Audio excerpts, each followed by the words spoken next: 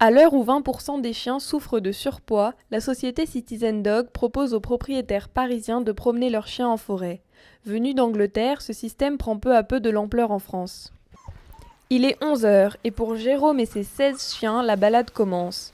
C'est parti pour 3 heures de liberté dans la forêt de Meudon. Entre jeux et exercices d'écoute, les chiens se sociabilisent et se dépensent. Pour avoir un chien en bonne santé physique et mentale, il est nécessaire de lui faire de l'exercice. De l'exercice, ça veut dire non seulement évidemment les promenades de tous les jours, mais aussi des promenades en liberté pour que le chien puisse courir, sauter, découvrir des odeurs.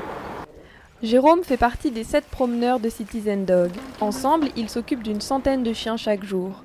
Des promenades qui ont pour but de diminuer les risques de surpoids, mais pas que. Pour certains animaux comme Zola, ces sorties réduisent l'anxiété et améliorent la santé mentale.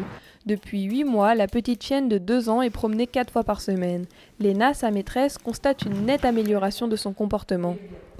C'est vrai qu'elle est beaucoup plus calme parce qu'avant elle était vraiment excitée tout le temps à la maison, quand on jouait avec elle. Même elle aboyait beaucoup, pour les voisins c'était vraiment pas l'idéal. Et c'est vrai que maintenant c'est vraiment plus le cas, elle est beaucoup plus calme et ça se passe vraiment mieux. Les promenades régulières de Zola lui ont permis de se canaliser et de se dépenser. Elle n'est donc pas concernée par l'obésité. Cette maladie touche jusqu'à 25% des chiens qui sont souvent en manque d'activité physique. L'espérance de vie de l'animal peut être réduite de 10 mois s'il souffre d'obésité. Parce que le chien, plus va être gros, moins il va avoir envie de bouger.